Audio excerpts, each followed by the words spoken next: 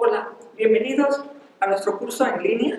Estamos estudiando el Nuevo Testamento. En esta ocasión estaremos revisando la epístola a Judas.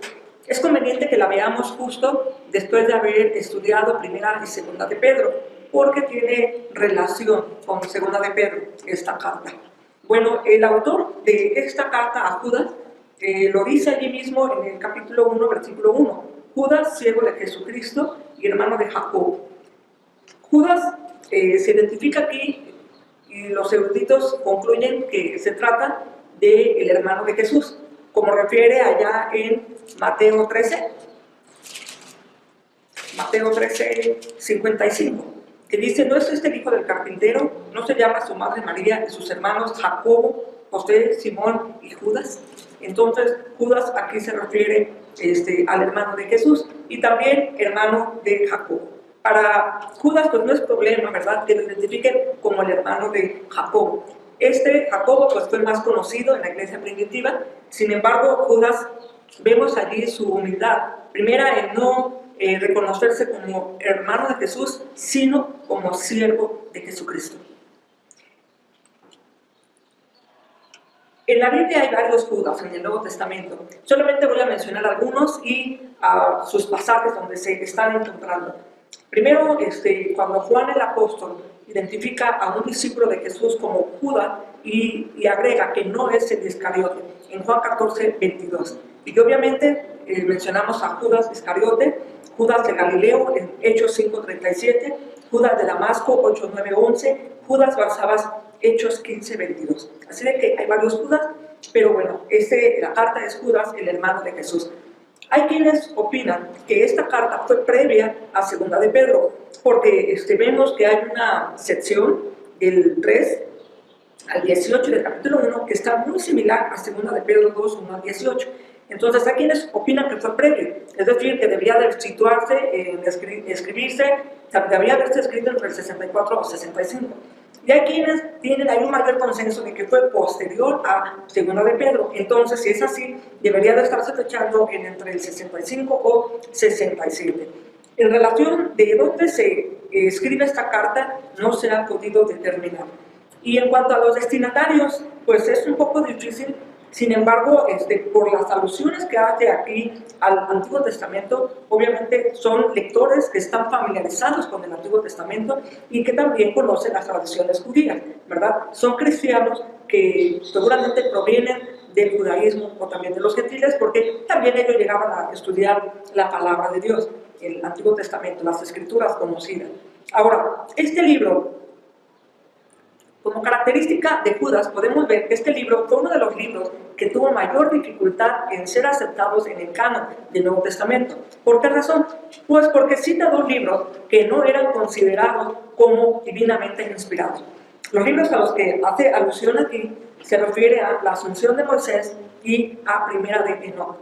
Esos libros se denominaban pseudoepígrafos, es decir, que la autoría pues, se atribuía a personajes famosos o giraba en torno a hechos de ese héroe, ¿verdad? Pero el autor como tal no se identificaba.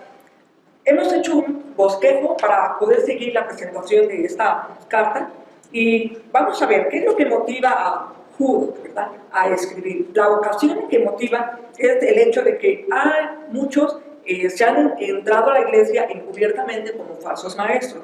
Y entonces Judas lo que quiere es animarles a que defiendan la fe que ellos han depositado en Jesucristo. Primeramente, empezamos con el saludo. El saludo que lo vemos allá en el versículo 1 y 2 del capítulo 1 es una usual introducción epistolar, ¿verdad? El autor y también las bendiciones que desea para los lectores. Aquí la identidad de los lectores tiene que ver más con una identidad teológica más que un escenario geográfico, porque los llama de la siguiente manera: a los llamados, santificados de Dios Padre y guardados en Jesucristo. Llamados, amados y guardados en Jesús. Eso es lo que son estos lectores. Del versículo 3 al versículo 4, como decíamos, vemos la razón por la cual escribe la carta. Obviamente Aquí refiere como que la intención de Judas había sido originalmente haber hecho un tratado sobre la fe cristiana. Sin embargo, ante esta situación de los maestros falsos, obviamente hace un llamado, ¿verdad? Un llamado urgente a la lucha por la fe, que ha sido dada, dice, una vez a los santos. Una vez a los santos. Habla de que es algo completo y total. Ahora, los hombres que han entrado encubiertamente, ¿verdad?, se infiltran y empiezan a distorsionar. ¿Qué características tienen estos hombres que se han infiltrado? Dice que algunos que han entrado encubiertamente son hombres impíos, que convierten en libertinaje la gracia de nuestro Señor Jesucristo, ¿verdad?, de Dios, de nuestro Dios. Eran impíos y pervertían la gracia. Aquí hay algo interesante. Cuando habla de libertinaje, ¿no?, de ellos, cómo se comportan, está usando una palabra que se llama asergía, una palabra en griego, asergía. Es quien ha perdido la vergüenza y la verdad no le importa que lo vean en su inmoralidad. Así de que a este grado es estos maestros. Por otra parte, estos hombres eran gnósticos, ¿verdad?, que solamente decían que el espíritu era bueno, pero que la materia era mala, y en eso de que la materia es mala, pues el cuerpo, ¿verdad?, entra en ese ámbito, y por lo tanto no importa qué es lo que hagan con el cuerpo. Ellos no se preocupaban por el pecado, porque decían que la gracia pues se encargaría de eso. Ahora, algo muy fuerte que dice aquí en el versículo 4, niegan a Dios, el único y soberano, y a nuestro Señor Jesucristo. Ellos niegan a Cristo.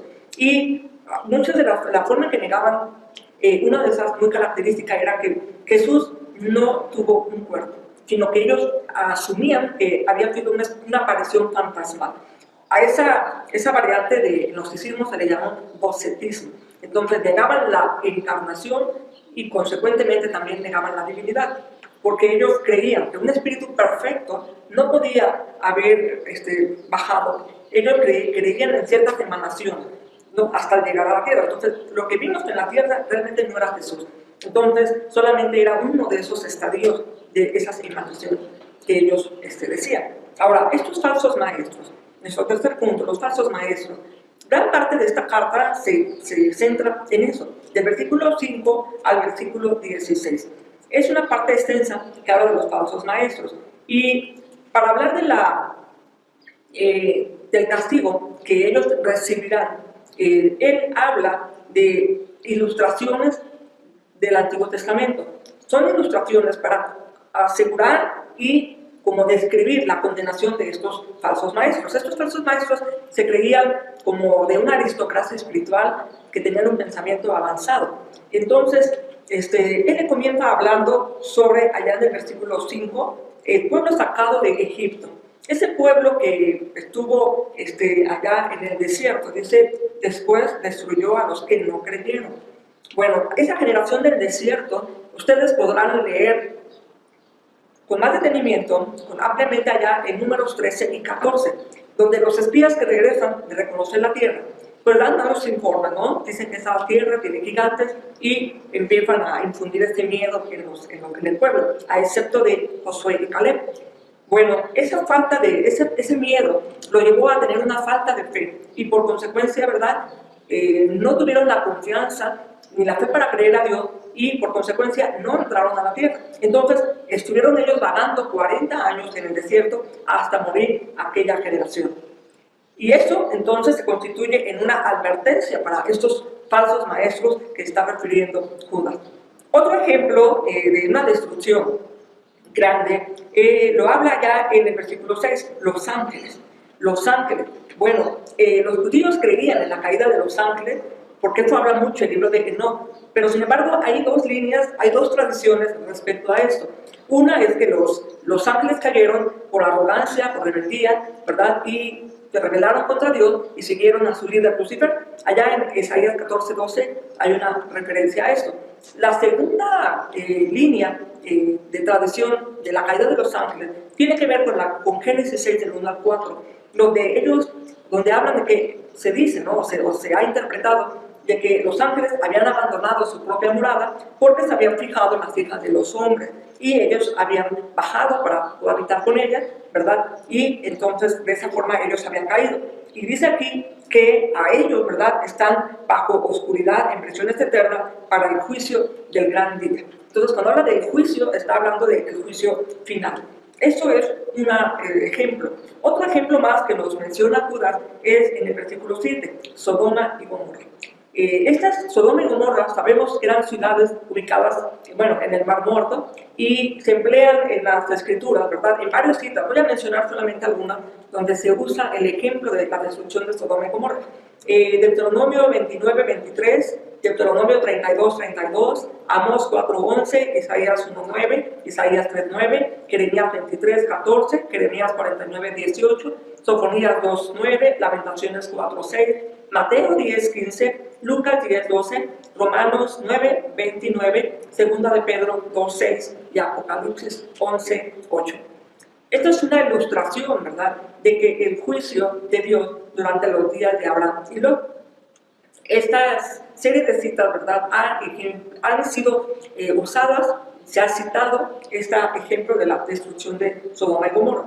Entonces, Judas, ¿verdad?, les hace un recuerdo de cómo aquellos hombres que habían fornicado, que era una forma en que se conocía a Sodoma y a Gomorra, como una ciudad fornicaria, una ciudad de perdición, una ciudad donde pues, se practicaba la homosexualidad, la inmoralidad, y obviamente, por toda esta razón, tuvo su castigo, ¿verdad? Y en el versículo 8 vemos que él sitúa a estos hombres impíos en la misma categoría. Dice, de la misma manera también estos soñadores, hablando de estos hombres. Viene otra referencia, hay otra narración, hay una narración que sigue en el versículo 9, dice el arcángel Miguel disputando, ¿verdad?, con el diablo por el cuerpo de Moisés. Bueno, esa sección, aparentemente según Clemente de Alejandría, se encontraba en el libro La Asunción de Moisés. Y la cita del versículo 14, ¿sí?, habla de que profetizó Enoc. Se encuentra, versículo 14 y 15, se encuentra en Primera de Enoc.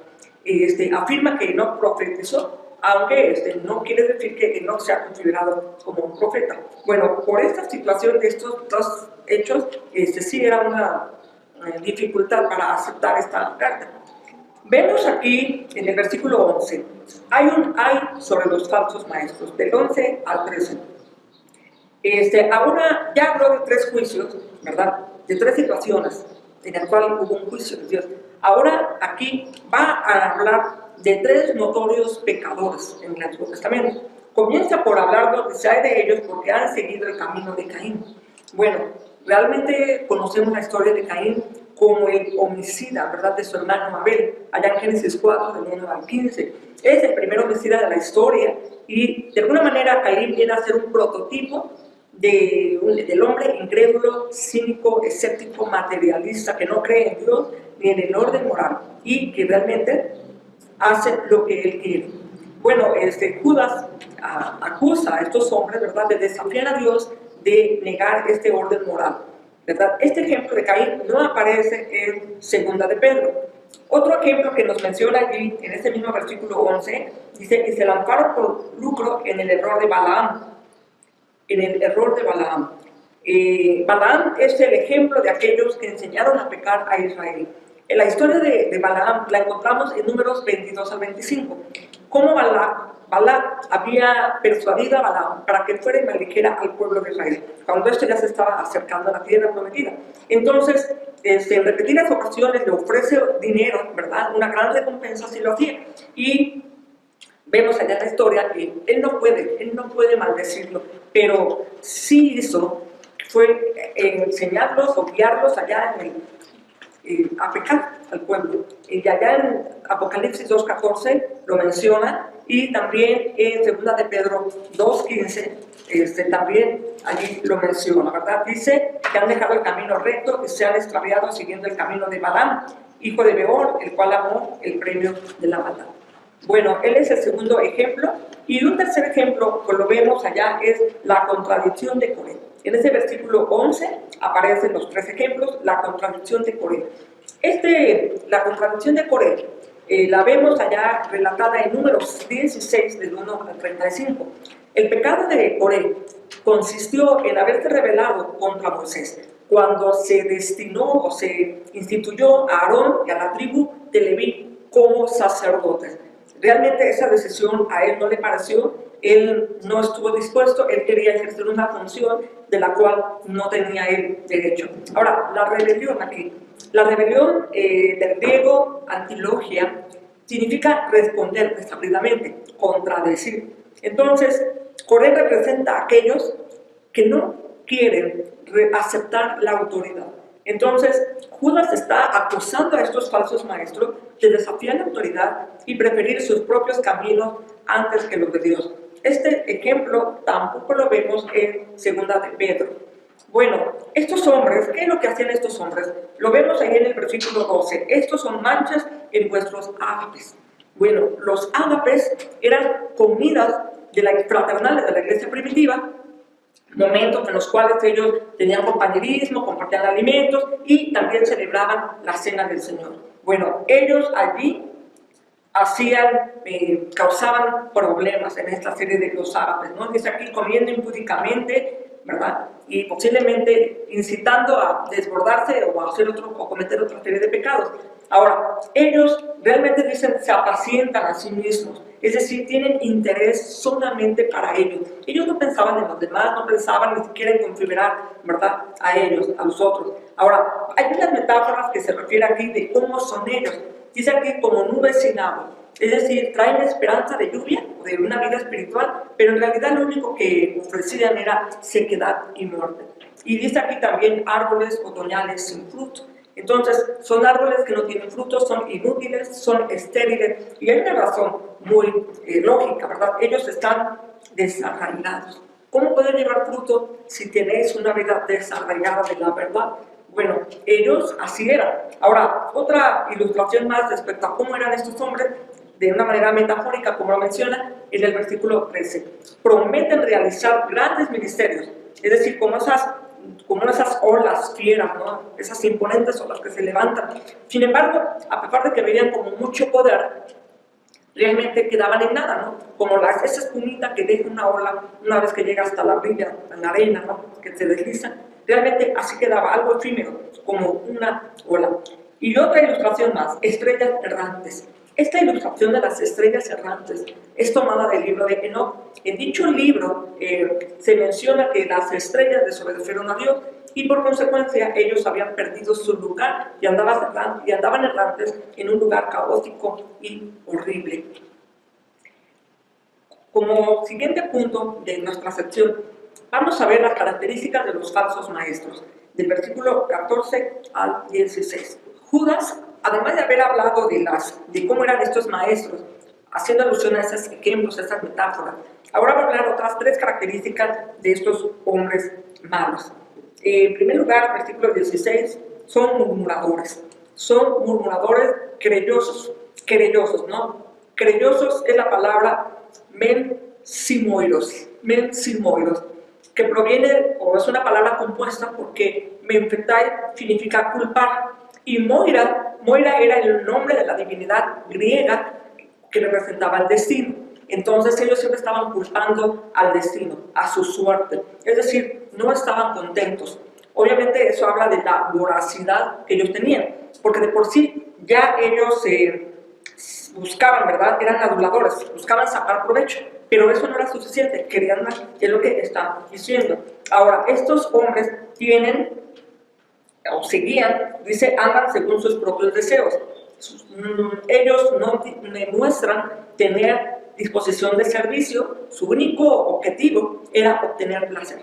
Ellos gozar, ellos no carecían de nada, ¿verdad? Y otra característica de ellos dice que ellos hablan adulando. Ellos son soberbios, arrogantes y al mismo tiempo están dispuestos a adular a la gente para obtener ciertos beneficios. Quiere decir que quizás con aquellos que ellos veían como de muy inferiores, que no podían obtenerle nada, eran arrogantes, pero de aquellos que sí podían obtener cosas, se mostraban más aduladores. Bueno, en fin, así eran estos hombres. ¿Qué podemos ver? Bueno, estos hombres realmente puede ser que su enseñanza pudiera ser atractiva para algunos, sin embargo era peligroso. Y yo creo que aún en este tiempo donde la iglesia se desenvuelve, sí se requiere que seamos cautelosos, de no aceptar herejías ahora en el nombre de la tolerancia que tanto se menciona. y también se requiere la defensa de la fe. Eso es una situación muy práctica que podemos ver, porque los falsos maestros siempre están y han existido. Siguiendo el bosquejo, Judas ahora nos presenta una exhortación a un estilo de vida distintivo. Pero vosotros, amados, o sea, el pero está introduciendo que va a haber una distinción muy clara en lo que espera de nosotros, ¿verdad? Pero vosotros, amados, tened memoria de las palabras que antes fueron dichas. Bueno, ya antes había exhortaciones, ¿verdad?, de que iban a aparecer estos falsos maestros. Entonces, lo que dice aquí, ¿verdad?, que ya iban a haber hombres burladores, que causarían divisiones, ¿verdad?, sensuales que no tienen al Espíritu. Entonces, por eso, el parteaguas es que los creyentes, ¿verdad?, los amados, en el 20 dice otro pero vosotros edificados sobre la Santísima Fe, orando en el Espíritu. Aquí habla de una metáfora también, edificación como la construcción de una casa. ¿Y cómo lo pueden hacer? ¿Cómo lo podemos hacer los creyentes? Y es aquí a través de la oración, Y la edificación era no solamente de manera personal, sino también para los demás, ayudándoles. En el 22 dice, algunos que dudan, convencerlos. Esos algunos pueden ser los que dudan, convencerlos. Y hay otros grupos, dice en el 23, a otros salvar, agradándolos del fuego. Entonces algunos parece ser que estaban en total incredulidad y el ayudarles sobre estar con ellos era como rescatarlos del fuego. Y hay otros grupos, dice, y de otros tener misericordia con temor, aborreciendo aún la ropa contaminada de su carne. Hay unos que dicen, hay que compadecerles, pero al mismo tiempo tenerles miedo. Es decir, aquellos apóstatas que pues sí necesitaban recibir el Evangelio. Sin embargo, sí tenían que ser cautelosos en cómo ayudarlos o cómo acercarse a ellos para evitar que los que ayudaban terminaran siendo contaminados o caer en sus propios lazos, ¿no? Ahora viene un punto final, que realmente es lo que hace más conocida esta carta, su doxología. Pocas veces hemos escuchado predicaciones o enseñanza, ¿no?, de la carta en general, pero de la salutación, de la doxología es la parte que es más conocida. Estos dos versículos la conocen como la doxología más famosa, y lo que habla aquí, que solamente el poder de Dios puede guardarnos a todos los creyentes de no caer en la apostasía. Dice, y aquel que es poderoso para guardarnos sin caída y presentarnos sin mancha delante de su gloria con gran alegría. Vemos aquí algo muy hermoso. Primero, aquel que es poderoso nos guarda sin caída. Tiene que ver con un caminar seguro. Entonces, caminar con Cristo es caminar seguro y es tener pies que no tropiezan. Pero dice aquí también que nos presenta sin mancha. Amonos es una palabra empleada para referirse a un animal que no tiene defecto y por lo tanto va a ser apto para ofrecerlo a Dios en sacrificio. Ahora, nos presenta así como aptos a Dios, pero también dice para llevarnos con gran alegría, presentarnos con gran alegría. Y yo creo que en este sentido podemos ver cómo el gozo va a ser la expresión característica del cielo. El gozo, sin duda, es algo que disfrutaremos, que viviremos al estar con el Señor. Por último, Judas se refiere a Dios como Salvador, al único y sabio Dios, nuestro Salvador. Y esta conclusión majestuosa hace que ya que no haya lugar para saludos, planes, peticiones de oración, nada. El cierre es majestuoso. Al único y sabio Dios, nuestro Salvador, sea gloria y majestad, imperio y potencia, ahora y por todos los siglos. Amén. Que Dios les bendiga, hermanos, en el estudio de esta carta de Judas y continuamos en otro video más. Hasta la próxima.